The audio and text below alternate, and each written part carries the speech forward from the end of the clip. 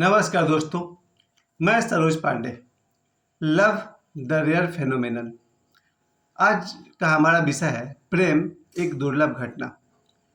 अपने 50 साल के जीवन में मुझे बहुत बार लगा कि कहीं प्रेम दिखाई पड़ जाए। लगभग नहीं दिखाई पड़ा। अब तक मैंने 50 साल के जीवन में जहाँ जहाँ प्रेम समझा, चाहे वो माता पिता का प्रेम हो या ईश्वर का प्रेम हो या दोस्त का प्रेम हो या पत्नी का प्रेम हो या गर्लफ्रेंड का प्रेम हो, प्रेम एक दुर्लभ घटना है। शायद मैंने 50 साल के जीवन में एक दो बार कहीं मुझे दिखाई दिया। और प्रेम इसलिए भी दुर्लभ है क्योंकि लाखों करोड़ों साल से ये प्रेम बहुत कम होता है। लोग इसको अलग अलग नाम से समझते हैं कि प्रेम है, ये प्रेम नहीं है। प्रेम बहुत ही दुर्लभ घटना है और इतना दुर्लभ है कि इस पर बड़े बड़े ग्रंथ लिखे गए, चाहे वो रामायण हो, चाहे वो महाभारत हो, या फिर बहुत सारे बड़े बड़े ग्रंथ लिखे गए जिनका मूल आधार है प्रेम।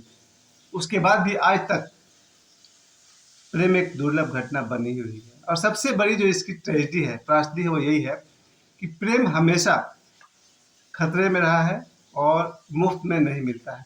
कई बार तो जान देने के बाद भी नहीं मिलता है, इतना आसानी से नहीं। ये बात मुझे कहना पड़ेगा कि लव द रेयर फेनोमेनन। इसकी शुरुआत में आपको बता दूं कि आज 10-20 धर्म गुरु हैं जो सिखाते हैं ईश्वर से प्रेम करो, और होता भी वही है। करोड़ों लोग चल पड़ते हैं ईश्वर से प्रेम करने। कोई भगवान राम से प्रेम करता है, कोई भगवान कृष्ण से प्रेम करता है, लेकिन अपने घर के लोगों से प्रेम वो नहीं करता है, अपने समाज के लोगों से प्रेम नहीं करता है, अपने साथियों से प्रेम नहीं करता है।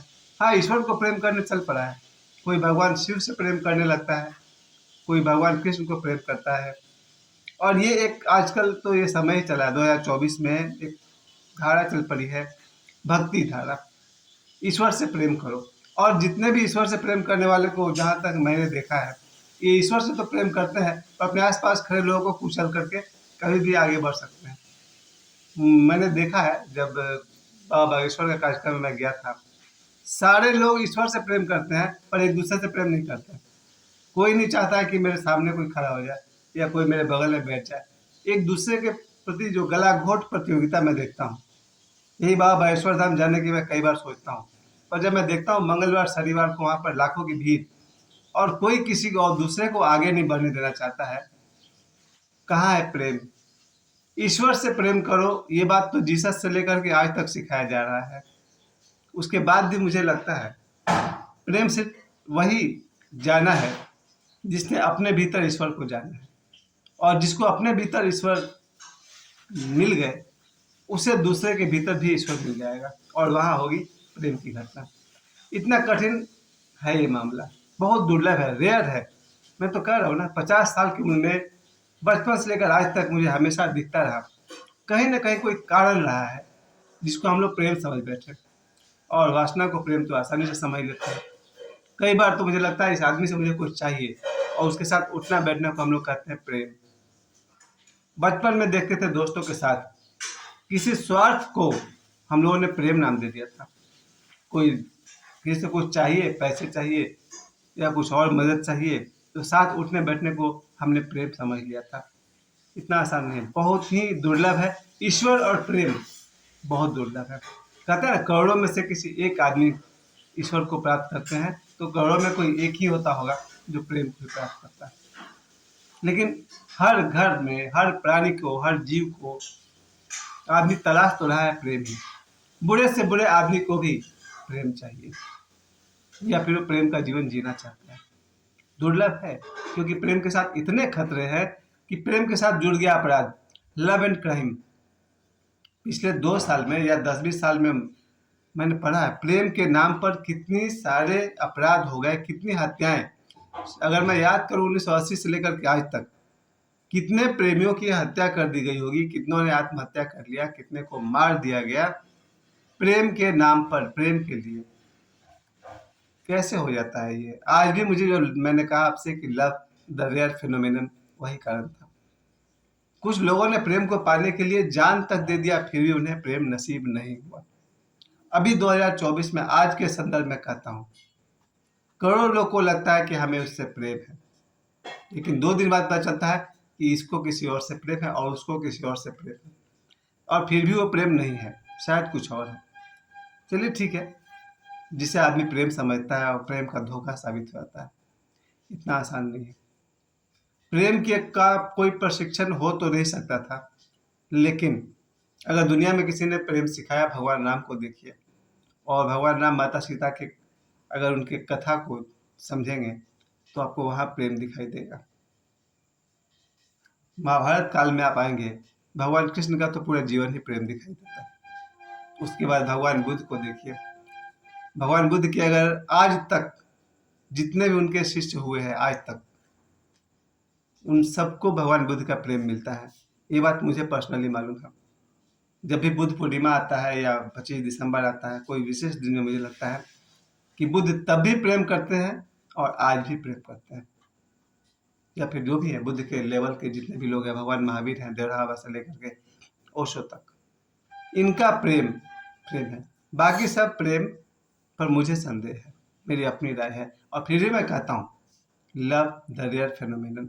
आजकल की मेरे इस वीडियो को मैंने विशेष करके बनाया है अपने बच्चों के लिए, अपने साथी नौजवानों के लिए। कोई प्रेम विवाह में ढूंढता है, कुछ गलत नहीं है। शायद देखा जाए तो भगवत गीता का एक बहुत ही श्लोक है, गुण ही गुण में बरतते हैं। इंद्रियां अपने गुण के अनुसार काम करती है। आंख देखती है, कान सुनते हैं, जिह्वा स्वाद लेती है। उसी तरह से अगर इंद्रिय और हार्मोन्स का जो ड्यूटी है, अगर हम उसको प्रेम समझ बैठते हैं तो आपकी मर्जी। गलत तो कुछ नहीं है, लेकिन शायद उसके आगे भी कुछ है। हम सब शुरुआत ही शायद गलत हो जाती है। एक बच्चा बचपन से अपने माँ के साथ रहने को प्रेम समझ लेता है। फिर जैसे जैसे वो बड़ा होता है, धीरे धीरे वो माँ के बाद उसके जीवन में प्रेमिका का प्रवेश होता है, और तब उसे लगता है कि माँ उसकी सेकंड लव हो जाती है और प्रेमिका उसकी फर्स्ट लव हो जाती है। उसके बाद बुढ़ापा आते आते फिर कुछ लोग तो अपने माँ को वृद्धाश्रम में छोड़ आते हैं। मैंने देखा है वीडियो पर बहुत बार कि कुछ बूढ़ी औरतें रो रही है कि मेरा बच्चा हमको छोड़ गया यहाँ पर। हाँ, कुछ लोग अपने माँ से इतने तंग आ जाते हैं कि किसी दूर रेलवे स्टेशन में छोड़ देते हैं, और वहाँ वो रोती है कि मेरा बच्चा हमको छोड़ गया है। उसी तरह से बचपन में देखते हैं बच्चों को, अपने बाप को देख करके कितना वो लोग खुश होते हैं। बाप बाइक पर घुमाता है, बाप कहीं ड्यूटी पर जाते हैं तो बच्चा रोता है। यही बच्चा बड़ा होकर के उसी बाप को चैलेंज करता है कि मेरी जिंदगी का फैसला करने वाले आप कौन होते हैं। फिर जब बात आती है, उसकी अपनी नौकरी लग जाती है, वो अपनी पसंद से विवाह करना चाहता है, तो जरूरत पड़ने पर अपने माँ बाप को छोड़ देता है। ये बच्चा बचपन में माँ बाप से प्रेम किया, जवानी में माँ बाप से अलग हो गया, और अगर जरूरत पड़ गई तो बुढ़ापा में माता पिता को वृद्धाश्रम में डाल गया। सर, माता पिता के साथ भी जो प्रेम है, वो भी प्रेम ठीक से नहीं हो पाता है। भक्ति तो बहुत बड़ी बात है। आज जो हम सब सिखाते हैं, धर्मगुरु सिखाते हैं, ईश्वर से प्रेम करो, भगवान कृष्ण से प्रेम करो, हनुमान जी से प्रेम करो, वो तो अच्छी बात है। लेकिन अपने पास बैठे अगर माता पिता, भाई बहन, बच्चों से प्रेम नहीं हुआ, तो आपको क्या लगता है कि उतना बड़ा प्रेम को आप समझ पाएंगे? फिर भी प्रयास जारी रहे, क्योंकि प्रकृति में कभी भी प्रेम शून्य नहीं रहा है। ये प्रेम ही है ईश्वर। जिस दिन मुझे समझ में आया, मुझे बार बार जब भी प्रेम होता है तो केयरिंग की वजह से होता है। अगर किसी ने मेरा थोड़ा सा भी ध्यान रखा है, उसको, उसके प्रति मेरे जीवन में हमेशा प्रेम रहा है। जैसे जब भी बचपन से आज तक जिन लोगों ने मुझे ध्यान दिया है, थोड़ा समय दिया, थोड़ा अपनापन दिया है, उन्हें आज मैं 30-35 साल बाद भी प्रेम करता हूँ। और वैसे लोग जीवन में कितने हैं? एक दो। तो मेरे जीवन काल में एक दो लोग ही ऐसे आए जिन्हें देखकर मुझे लगा क्या यही प्यार है।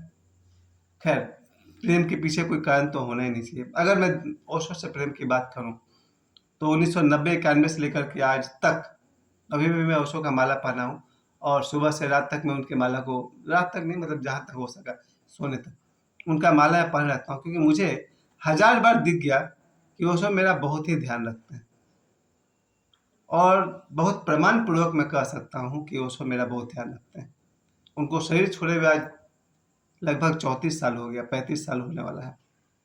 और ओशो का जो केयरिंग नेचर है, मुझ पर जो ध्यान देने का जो उनका जो स्वभाव है, इसके कारण मैं महसूस करता हूँ कि मुझे ओशो से प्रेम है।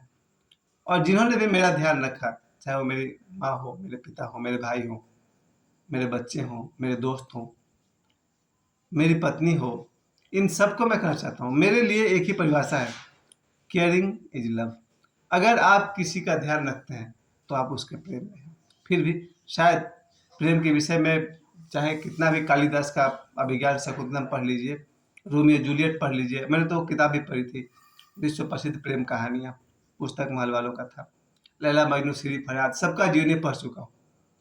उसके बाद भी मुझे यही लगता है कि लव द रेयर फेनोमेनन। लेकिन मेरी जो अपनी राय है वो यही कहूँगा, ईश्वर से प्रेम करिए, जरूर करिए, लेकिन उससे पहले, उससे 2 सेकंड पहले अपने माता पिता से प्रेम करिए, अपने भाई बहनों से प्रेम कीजिए, अपने दोस्तों से प्रेम कीजिए, अपने गर्लफ्रेंड बॉयफ्रेंड से प्रेम कीजिए, अपने पत्नी से प्रेम कीजिए, सबसे प्रेम कीजिए।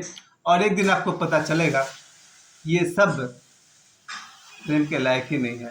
प्रेम के लायक तो एक ही है, वो प्रभु, वो गॉड। एक दिन आपको दिख जाएगा आदमी का आदमी से प्रेम कितना खोखला होता है। खैर, ये मेरा अपना अनुभव है। ईश्वर करे आप सबके जीवन में प्रेम की वर्षा हो। और मैं फिर भी कहता हूँ, एक दिन आप पाएंगे दुनिया में कोई प्रेम के लायक है भी नहीं, सिवाय ईश्वर के, सिवाय गुरुदेव के। ये समय देने के लिए आप सभी को बहुत बहुत धन्यवाद।